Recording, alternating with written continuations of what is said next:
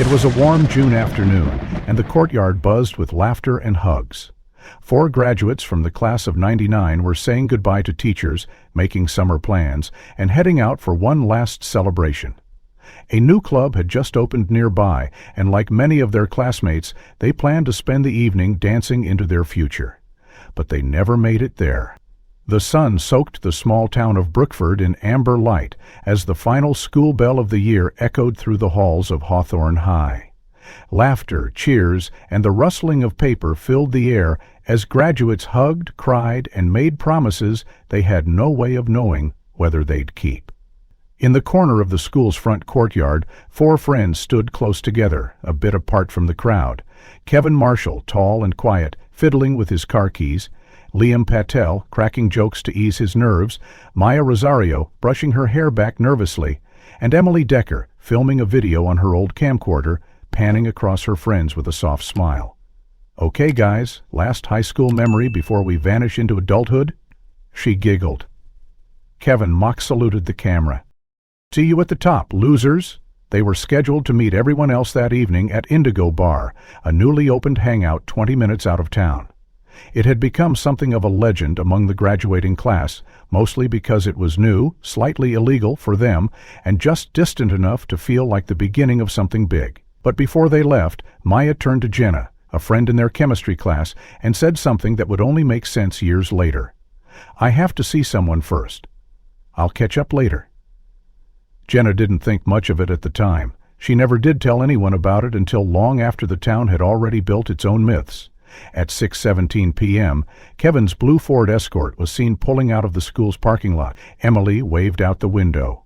They looked happy, normal, excited. The next confirmed sighting of that vehicle, unbeknownst to everyone at the time, would not be on the road leading to Indigo Bar, but on the eastbound route back into town, captured by a traffic cam at 6:29 p.m. The car made a slow right turn onto a lesser-known road leading toward the industrial part of Brookford. No one noticed. The image sat in an archived folder for over a decade. That night, when they didn't show up to the bar, their absence was initially brushed off. It was graduation night. Maybe they had decided to do something else, go somewhere quieter, but by midnight, phones rang unanswered. Parents started calling other parents. Panic wasn't immediate, but it crept in like fog over the bay. By morning, the fear was real. It was Maya's mother who first called the police. She was met with calm voices and reassurances. "They're probably just sleeping it off somewhere," one officer said. "Graduation night, right?" But Maya had always texted her mother, always. Kevin's father drove around looking for his son's car. Liam's older sister combed through his room, looking for clues. She found nothing except a note scribbled weeks earlier: "The beginning is closer than you think." Over the following days, the school held vigils. Posters went up, friends were interviewed, but with no signs of struggle, no evidence of foul play, and no communication from the teens, the case stagnated. One of the early interviews was with Jenna, who offhandedly mentioned Maya, saying she had to meet someone before going to Indigo. But no one pursued that, at least not seriously. The town wanted to believe in the safer theory, that the kids had run off to California or gotten in trouble and were hiding out. It was easier than imagining darker possibilities. The police eventually released a timeline to the press. According to them, the last sighting was the vehicle leaving the school lot at 6:17 p.m. There was no mention of the eastbound turn caught by the traffic cam. That clip, due to a clerical error, had been mislabeled and stored under the wrong date. By the end of the first week, the parents had begun losing faith. They set up their own hotline, hired a private investigator. They begged the police to widen the search area, but the reality was grim. Without a crime scene, without a body, and without communication, the system didn't know what to call it. A runaway? A group disappearance? The file remained open but inactive, and still nobody thought to look at that second camera. Meanwhile, the town moved on. Summer came in earnest, washing away the anxiety with barbecues and 4th of July fireworks. New students replaced old ones in the fall. Indigo Bar was shut down by winter after a liquor violation, and the case of the 4 missing graduates of 1995 slowly faded into rumor. But one thing haunted Jenna, the look in Maya's eyes when she said she had to see someone. It hadn't been excitement. It was hesitation. Worry. Something else. For years, Jenna didn't talk about it. When she finally did, much later, it would reopen a path that had been closed since the night it all began. The second week without answers was far worse than the first. The parents, once holding on to hope, began to drown in silence. The flyers remained on telephone poles, sun-faded and curling at the edges. People started walking faster past the Marshall, Patel, Rosario, and Decker houses, unwilling to meet the eyes of parents whose children had vanished. But beneath the chaos, a quiet detail had gone unnoticed until the private investigator, hired by Kevin's father, dug into the simplest of questions. Where did they intend to go, and did they have the means? Reviewing Kevin's fuel receipts, he noticed that the last time the Escort had been refueled was 6 days before graduation. The car's gas tank, known to hold just enough for 200 miles at best, should have needed a top-up before any night trip. But there was no record of it. No credit card charge, no cash withdrawal, no gas station attendant recalling seeing the blue car, which raised an immediate red flag. Either they never planned to make it to Indigo Bar, or they were taken somewhere they didn't intend to go. The investigator, named Hal Vickers, reported this to the local police, who added it to the file without urgency. But the families knew better. Emily's mother, Joanne, muttered during a local news interview, "You don't go to a party on fumes, unless you're not going at all." Meanwhile, a separate thread unraveled quietly behind closed doors, one that Kevin and his parents had kept to themselves. A week before the disappearance, Kevin had come home with a swollen lip and a bruise on his left temple. His mother, Dawn, asked what happened, but Kevin just shrugged and said, "Some guy outside the library, thought I was someone else." His father, George, wanted to go to the school, maybe even the police, but Kevin insisted it was nothing. A misunderstanding. Teen boys get into dumb situations, he said, and Dawn believed him, or maybe she just didn't want to believe anything else. Only now, in hindsight, did it seem more ominous. Who was the man who hit him? And why had Kevin looked so shaken afterward, even days later? Kevin had spent that week avoiding his usual haunts. He skipped his last soccer practice, didn't attend rehearsal for the graduation ceremony. When Emily called, he barely answered. His parents assumed it was nerves, the bittersweet weight of growing up. But now they had to reconsider. Was Kevin hiding something? Or someone? Hal, the private investigator, started looking into the area where Kevin claimed to have been assaulted, the alley behind the town's public library. He asked shopkeepers, restaurant staff, anyone who might have been around that afternoon. One woman, a waitress at a diner next door, recalled a tall man in a tan coat arguing with a teenage boy, though she couldn't say who it was or what it was about. She remembered one thing, though. The man had a limp, and a tattoo of a serpent coiled around his forearm. When Hal asked the police if they had anyone matching that description on their radar, the officer shrugged. That could be half the town. But to Hal, it felt like the thread that had been dropped too early. The Marshall family had a neighbor, Mrs. Abernathy, a retired nurse who walked her dog each morning past the front of their house. She mentioned that Kevin had been sitting alone on the porch the day before graduation, staring at something in his hand. She thought it was a photograph or maybe a note. When she asked if he was okay, he gave her a weak smile and said, "Just thinking about things that already happened." At the time, she assumed it was nostalgia. Now it sounded like regret. Or fear. Parallel to these discoveries, the police department still maintained their line: no signs of foul play, no evidence to justify a wider search. But for the families, the lack of gas, the bruises, the missed rehearsals, it painted a different picture. These kids hadn't run off.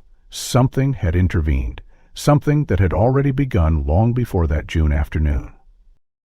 Meanwhile, Maya's brother Marcus was going through her things when he found a set of handwritten letters tucked inside a hardcover novel. They weren't dated, but one caught his attention. It read, "If he finds out, everything falls apart. Not know who to trust anymore." The handwriting was unmistakably Maya's. Marcus took the letter to Hal, who had it analyzed. It matched a set of notes Maya had written earlier in the school year, confirming it was genuine. But who was she talking about?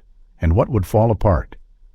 Jenna, Maya's classmate and the last person to hear her speak on graduation day, was asked again by Hal if she remembered anything else, anything Maya might have said or done that was unusual. At first, Jenna insisted she'd already told everything, but late one night she called Hal back and said, "There's one more thing. She asked me if I ever felt like I was being watched. I laughed it off. I thought she was just being dramatic, but then she said, "I think he knows about the photo." "What photo?" Hal asked. "I don't know," Jenna said. "She never showed me." Hal now had a puzzle, scattered in pieces. Kevin was assaulted by a man no one identified. Maya feared being watched and mentioned an incriminating photo. Liam applied for a job that suddenly went missing from the record, and none of them bought gas.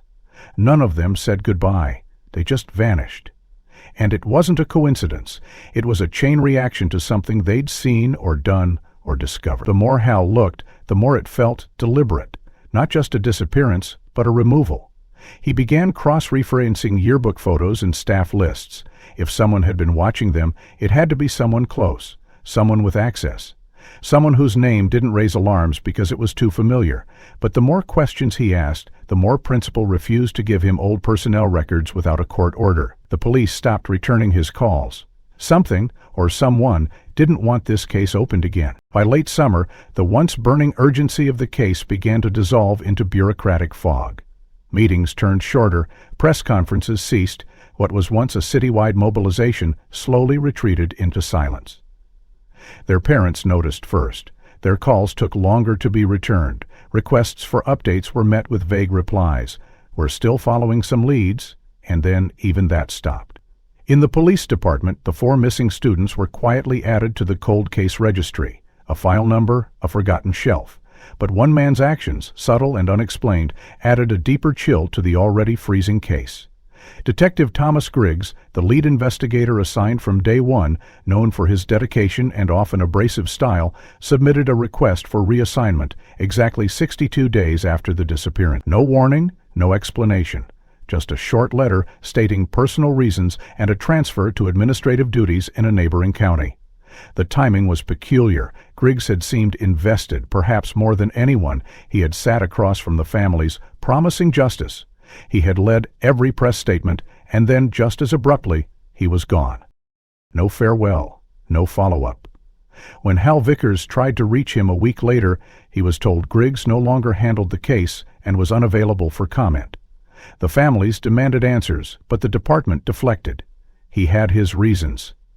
"It's a difficult case," one supervisor said, but off-record an officer mentioned that Griggs had been acting erratic in his final weeks, missing internal briefings, missing a charter bike, staying late without telling anyone why. One janitor claimed to have seen him arguing with someone in the file room, red-faced, gesturing wildly at a folder. The janitor didn't hear the words, just the fury. While the leadership buried the file deeper, Hal refused to let go. He expanded his search radius and started visiting locations most people had ignored. One such visit was to the toll plaza outside of Fairview, an old route rarely used since the highway bypass opened years ago. It led toward the marshlands and a few run-down industrial warehouses, not toward any popular hangout spot. Hal went out of curiosity, wondering if maybe, just maybe, the teams had taken that route on the night of their disappearance. What he didn't expect was for a toll worker, an elderly man named Cliff Harward, to remember something peculiar. Cliff said he'd seen a blue car like the one Hal described on the night in question, June 17, just after 7 p.m. He remembered because it was driven by a nervous-looking teen and had 3 passengers who didn't seem to be talking. Looked tight. "Not like kids out for a party," he said. Cliff had tried to note the plate out of instinct, but his pen failed, and when he checked the camera system later, he found the feed had glitched out that entire shift. It wasn't the first time. It was an old analog system, often neglected. But that day, it mattered. Hal pressed further, asking if anyone had reported the glitch. Cliff shrugged. "I told my supervisor, but nobody cared. Just another faulty wire." Hal requested maintenance records and found confirmation. The toll camera system had logged a technical fault between 6:45 p.m. and 9:20 p.m. on June 17, exactly the time frame when the car was spotted. That gap, that missing footage, gnawed at Hal like a splinter. If the car had indeed passed through, it was not toward the bar, not toward home, but to somewhere else entirely. But why? Back in Brookford, the families began to sense that something was being withheld. They requested a meeting with the interim investigator, but he avoided eye contact and repeated the phrase, "There's nothing new to share." Joanne Decker, Emily's mother, grew impatient. She confronted him in the station lobby, slamming her daughter's missing flyer on the desk and shouting, "You people buried this case before the dirt even settled." An officer quietly led her outside. The rest of the town turned away. Maya's brother Marcus kept digging through her belongings. In a cracked CD case, he found a disposable camera with 2 undeveloped shots left. He brought it to a photo lab in a nearby city, hoping for something, anything. When the pictures came back, most were from a beach trip 2 months earlier, but the last image was strange. It was blurry, as if taken in a hurry, showing what looked like the back of a man's head and part of a wall, with peeling blue paint. It meant nothing without context, but the timestamp, June 13th, placed it 4 days before they disappeared. He brought the photo to Hal, who had it enhanced and compared against known locations. One match came up, the old storage complex near the marsh, not far from where the toll road led. The complex had been shut for years, but it had a maintenance crew on site until recently. Hal decided it was time to visit in person. As Hal prepared to investigate, he also pursued a lead on Thomas Griggs. Tracking him down wasn't easy. Griggs had moved twice since his reassignment and left little digital footprint. Eventually, Hal found an address in the quiet town of Wilburton. The detective lived alone, kept to himself. When Hal knocked on his door, Griggs didn't answer, but the neighbor said he often walked the woods behind the house and spoke to no one. She added, "He's not right anymore, always muttering about mistakes." Hal left a note and returned the next day, but the house was empty. Griggs had vanished. Meanwhile, Cliff Harwood from the toll booth sent Hal a follow-up. He'd remembered one more thing. The driver of the blue car had looked straight at him, hands gripped so tightly on the wheel that his knuckles were white. But what Cliff remembered most was the look in the passenger's eyes, the girl in the back seat with the camcorder. "She looked like she wanted to scream, but didn't," he said. Time passed in cruel increments. 1 year blurred into the next, until it had been nearly a decade since that hot June evening when 4 promising teenagers vanished without a single goodbye. In Brookford, memories dulled and conversations shifted away from the pain. Storefronts changed hands as the teachers retired.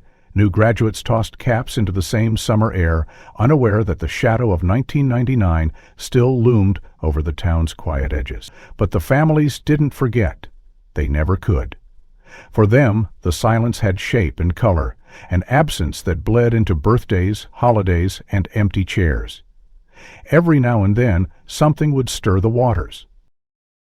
In the summer of 2001, Joanne Decker was checking her mailbox when she saw a plain postcard without a return address.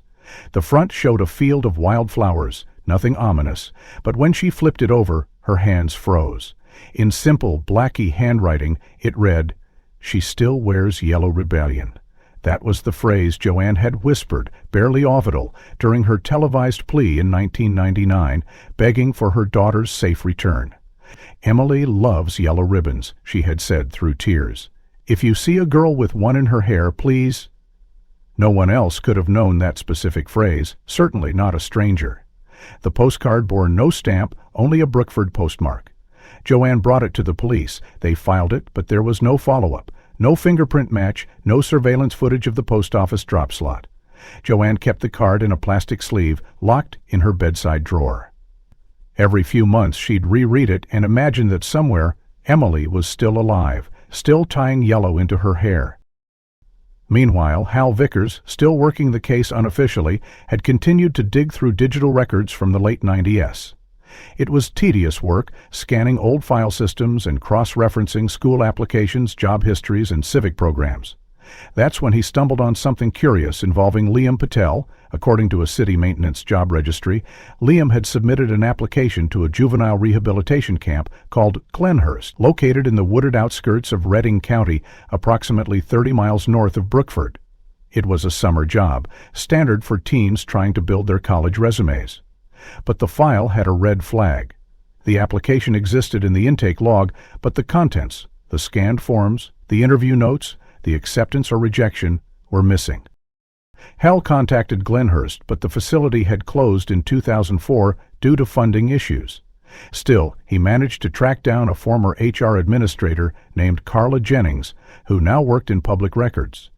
"That sounds familiar," she said, "but we processed hundreds of applicants." He asked her to look into any staff rosters from summer 1999. Hours later, she called back. "I found a paper copy of the applicant ledger. Liam's name is on it, but it has a line drawn through it. No explanation, just out. Hal pressed further, and Carla added something more disturbing. "We had some issues that summer, missing inventory, reports of staff conflicts, even a fire in one of the storage sheds. It didn't make the news, but I remember because we were told to tighten protocols afterward." When asked if law enforcement had ever investigated, she said no, not formally. "We were told to keep quiet, for the sake of the camp's image." Back in Brookford, Marcus Rosario kept trying to piece together Maya's scattered notes and photos. His latest theory involved triangulating locations mentioned in Maya's planner, which included Glenhurst twice, once in March with a note saying, "Liam wants me to apply too," and once again in May, where she had written Trent, their known circle of friends.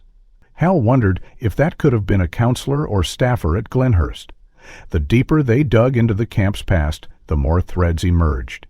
Staff turnover was unusually high that summer. One counselor had been dismissed for inappropriate conduct, though the report was vague. Records of complaints had been sealed by court order after the facility shut down. Hal now believed that Glenhurst might not have been a coincidence in Liam's story. The missing application, the crossed-out name, a facility with staff issues, and a girl, Maya, who wrote cryptic warnings months before her disappearances. But no one had followed this thread before, not the police, not Griggs. Hal made the trip out to the overgrown property. The buildings had long been reclaimed by vines and rot, but one cabin near the back still bore a rusted plaque that read, "Staff Only." Inside, among the detritus, Hal found a drawer with a cracked metal file box. Most of the papers inside were water-damaged beyond recognition, but one photo, half melted, showed a group of teens in camp shirts. One looked like Liam. Barely, Hal took the image and sent it to Marcus, who confirmed, "That's him. That's his favorite watch." That photo was dated June 3, 1999, 2 weeks before the group disappeared. More unsettling was what Hal discovered next.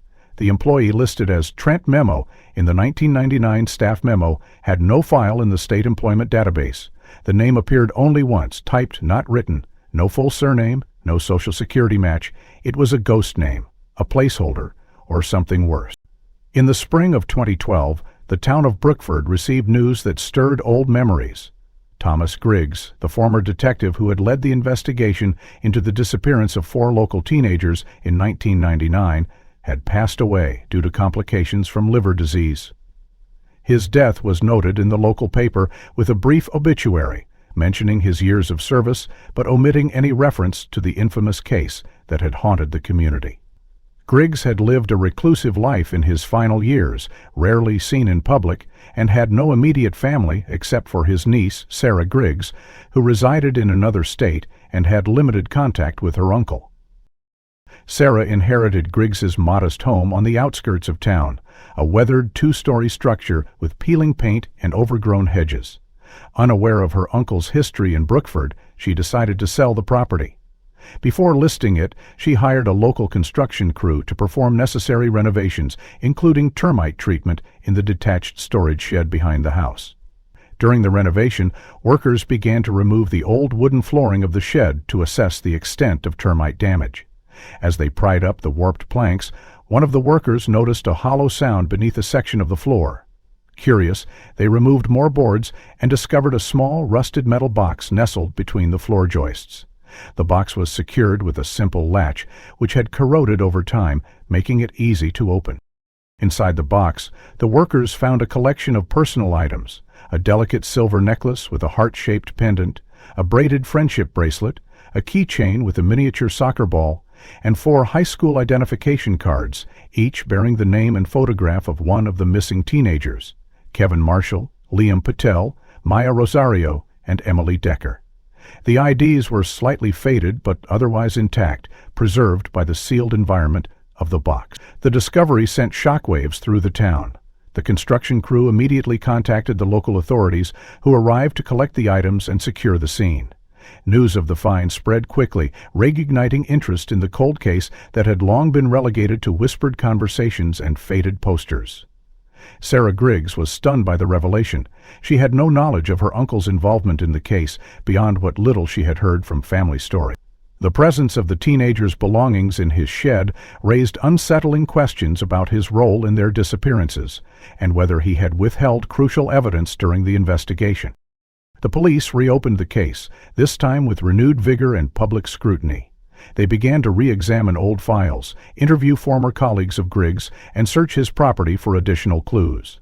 The shed was thoroughly inspected, and forensic teams combed through the house, looking for any signs that might connect Griggs to the missing teens.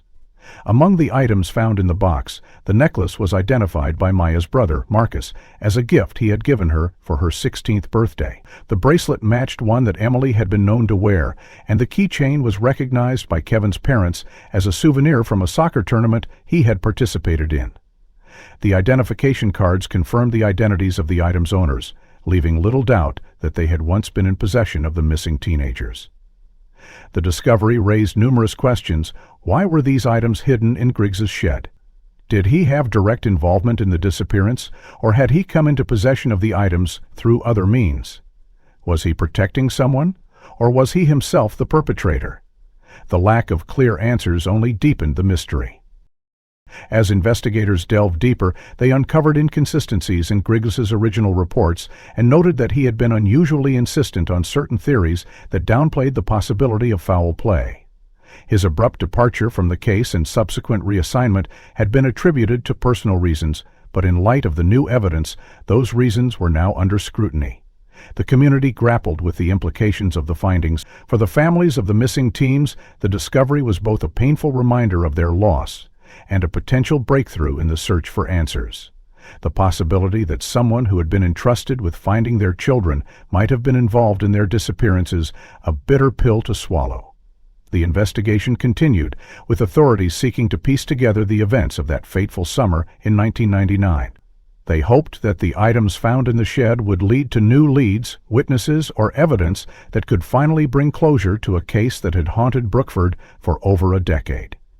The discovery of the students' personal items in Thomas Griggs's shed had reignited the investigation, but it was the photographs found within the same rusted box that truly shattered the town's long-standing silence. Among the contents, there were several Polaroid pictures, yet the images remained disturbingly clear. One photograph depicted the four missing teenagers, Kevin, Liam, Maya, and Emily, huddled together against a backdrop of rough, unpainted cement walls. Their expressions were a mixture of fear and confusion, their eyes wide, mouths slightly open, as if caught mid-sentence or scream. The date scrawled on the bottom corner read 20/6/1999, a full 6 days after their reported disappearances. The setting was unfamiliar, devoid of any identifiable features save for the stark cement wall, which suggested an industrial or unfinished structure. The lighting was harsh, casting deep shadows that obscured parts of the image, but the terror on the teenagers' faces was unmistakable. This photograph contradicted the long-held belief that the teens had vanished without a trace on the night of their graduation. It indicated that they had been alive at least for several days after, and possibly held against their will. Another photograph, more blurred than the first, showed a partial view of an adult male standing beside the group. Only his torso and one arm were visible, but on his forearm was a distinctive tattoo, a serpent coiled around a dagger. This detail caught the attention of investigators as it matched the description of a tattoo belonging to Mark Ryland, a former close associate of Thomas Griggs. Ryland had been a fellow officer in the Brookford Police Department before resigning under mysterious circumstances in the late 1996.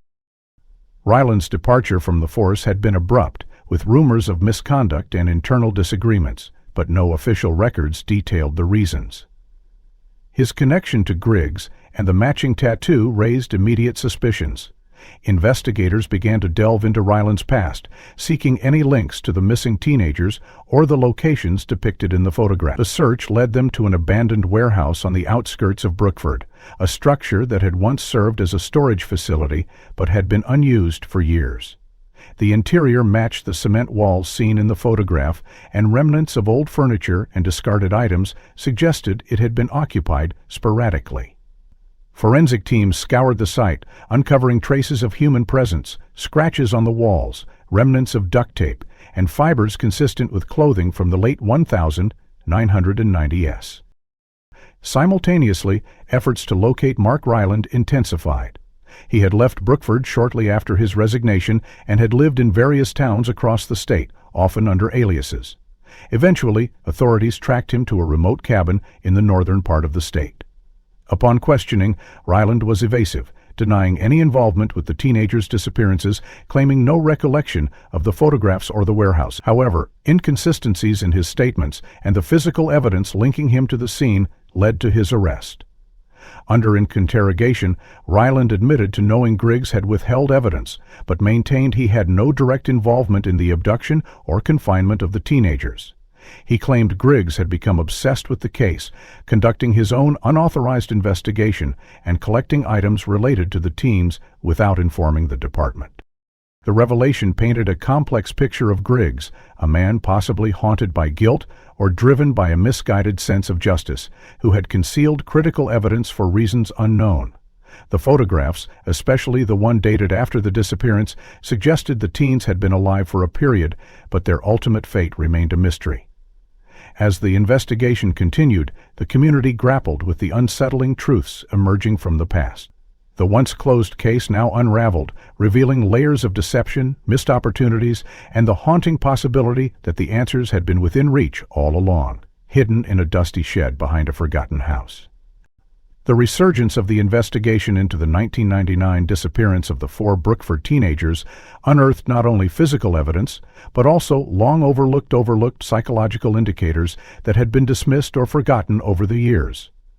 As investigators delved deeper, they began to re-examine school records, counseling notes, and academic assignments, seeking any clues that might have been missed in the initial inquiry. In the spring semester of 1999, Emily Decker, known for her quiet demeanor and academic diligence, had been referred to the school counselor by her English teacher, who noted a sudden change in Emily's behavior. According to the counselor's notes, Emily expressed an undefined fear of an adult male figure associated with law enforcement. She was hesitant to provide details, often trailing off mid-sentence or changing the subject when pressed. The counselor attributed her anxiety to general stress about graduation and college applications, and no further action was taken. Simultaneously, Kevin Marshall, a talented writer with a penchant for dark, introspective themes, submitted an essay titled, "I Don't Want to Die in a Car." The piece was a haunting narrative from the perspective of a teenager trapped in a vehicle, aware of impending doom but unable to escape. His English teacher, accustomed to Kevin's creative flair, praised the essay's emotional depth and originality, interpreting it as a metaphor for teenage angst and the fear of growing up. The possibility that it reflected real fears or experiences was not considered. These revelations, brought to light by a thorough review of school archives, painted a picture of teenagers grappling with fears and anxieties that, in hindsight, seemed to foreshadow their disappearances. Investigators began to question whether these expressions were cries for help that had gone unheeded. Further interviews with former teachers and classmates revealed that Emily had become increasingly withdrawn in the months leading up to graduation. She often avoided eye contact, flinched at sudden movements, and was reluctant to participate in group activities. Some classmates recalled her mentioning a bad man who made her feel unsafe, though she never elaborated. Kevin, on the other hand, had been more vocal about his discomfort, often making sarcastic remarks about authority figures and expressing distrust towards adults. His essay, once seen as a creative exercise, now seemed like a veiled attempt to communicate his fears. The investigation also uncovered that both Emily and Kevin had been absent from school on several occasions during the spring semester, with vague or unverified excuses. Attendance records showed that these absences often coincided, suggesting they might have been together during those times. This raised questions about what they were doing and whether they were seeking help or trying to escape from something. As the pieces of the puzzle began to align, the focus shifted to understanding the environment in which these teenagers lived and the adults who influenced their lives. The possibility that someone in a position of authority had abused their power became a central theory. Investigators revisited the roles of school staff, law enforcement officers, and other community figures who had interacted with the teen. The renewed scrutiny led to the discovery of a pattern of complaints against a local police officer who had been reported for inappropriate behavior towards minors but had never faced disciplinary action. This officer had a connection to both the school and the families of the missing teens. The community, once again, found itself grappling with the painful realization that warning signs had been present all along, hidden in plain sight. The overlooked counseling sessions, the misinterpreted essays, and the ignored complaints painted a picture of systemic failure to protect vulnerable youth. The investigation continued. The focus remained on uncovering the truth behind the teenager's disappearance, with the hope that acknowledging past mistakes would lead to justice and closure for the families who had waited so long for answers. The reopening of the Brookford case had unearthed a trove of unsettling revelations, but none as jarring as the discovery of an unsent email draft found on Thomas Griggs's old computer. The email, dated just weeks before his death in 2012, was addressed to an unknown recipient and bore the haunting subject line, "I tried." The body of the message read, "I tried to get the kids back, but I couldn't go against Mark."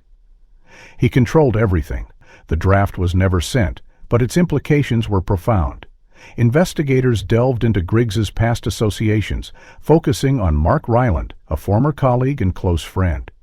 Ryland's name had surfaced previously, linked to a tattoo seen in a photograph with the missing teens, but this email suggested a deeper, more sinister connection.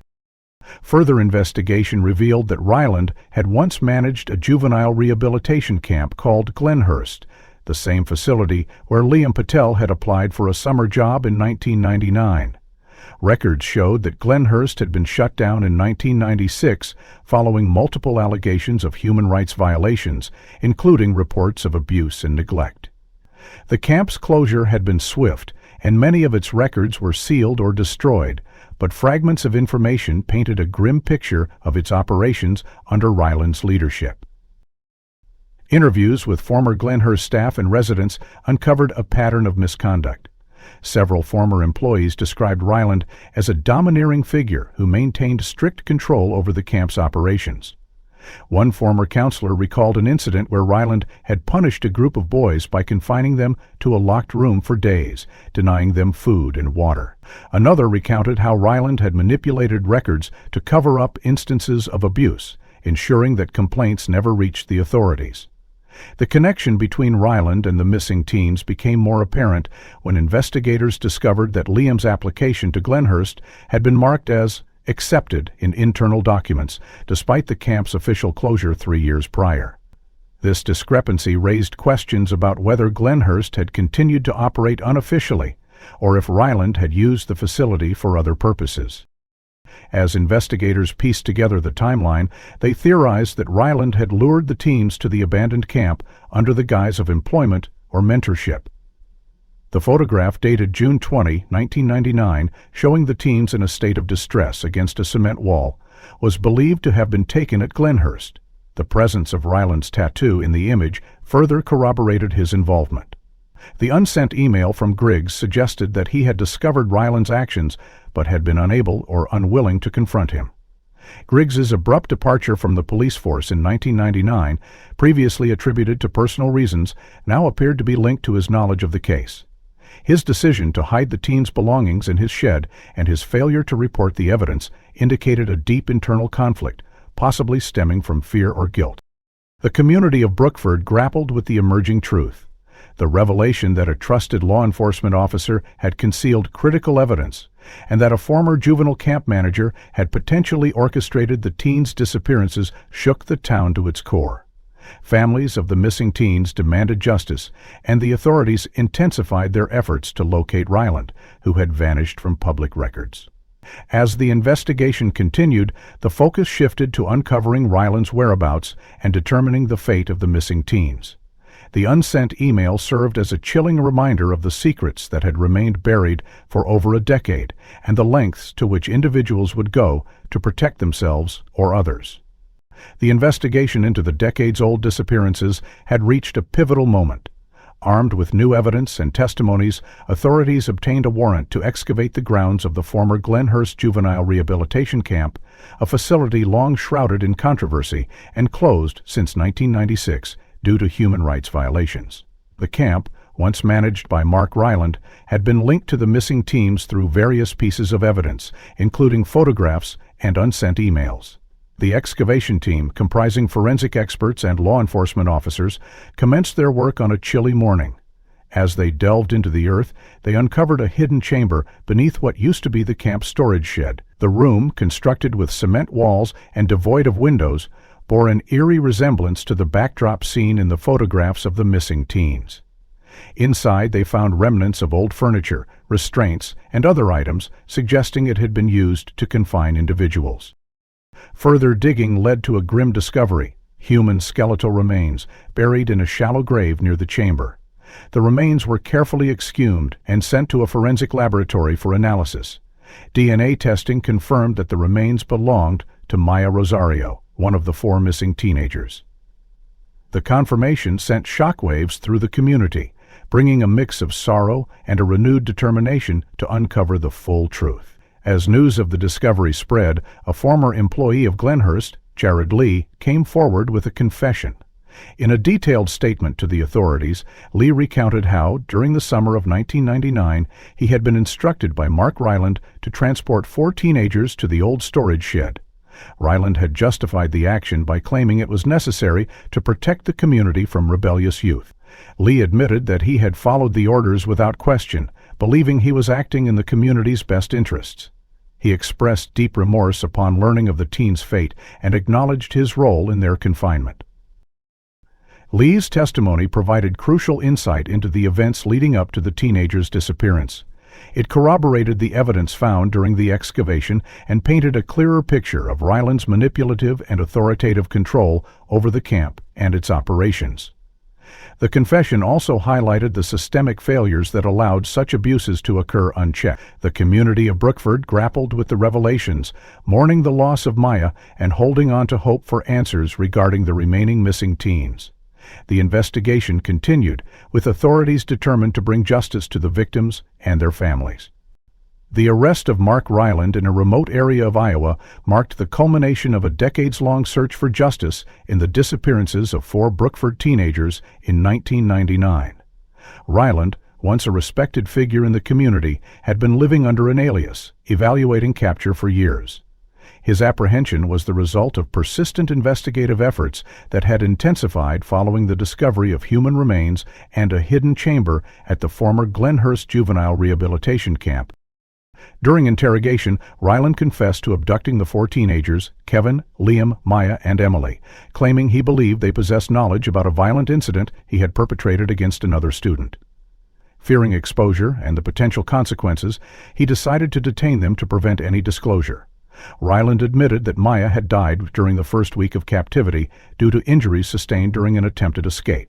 Overcome with guilt and panic, he buried her body near the campgrounds. The remaining 3 teenagers were relocated to different parts of the country, where Ryland forced them to assume new identities and live in isolation. He maintained control over them through threats and psychological manipulation, ensuring their silence. Despite opportunities to escape or seek help, the trio remained hidden, traumatized by their experiences and the fear of Ryland's reach. Upon Ryland's arrest, authorities initiated efforts to locate the surviving victims. After extensive searches and coordination with various agencies, Kevin, Liam, and Emily were found living separately under their imposed identities. While relieved to be free from Ryland's control, they expressed reluctance to return to their former lives, citing the deep psychological scars and a desire for privacy. They declined public appearances or interviews, seeking to heal away from the media spotlight. The community of Brookford grappled with a mix of emotions: relief at the resolution of a haunting mystery, sorrow for Maya's tragic fate, and empathy for the surviving victims' ongoing struggles. Memorials were held to honor Maya's memory, and support systems were established to assist Kevin, Liam, and Emily in their recovery. The case prompted a reevaluation of protocols regarding missing persons and the importance of thorough investigations. Ryland faced multiple charges, including kidnapping, unlawful imprisonment, and manslaughter. His trial garnered national attention, serving as a stark reminder of the consequences of unchecked authority and the resilience of those who endure unimaginable hardships. The verdict brought a sense of closure to a community long haunted by unanswered questions, allowing them to begin the process of healing and moving forward. If this story kept you on the edge of your seat, don't forget to subscribe for more real-life inspired mysteries just like this one. What part of the story shocked you the most? Do you think the 3 survivors made the right choice by staying hidden? And where in the world are you watching from? Drop your thoughts in the comments. We're reading every one.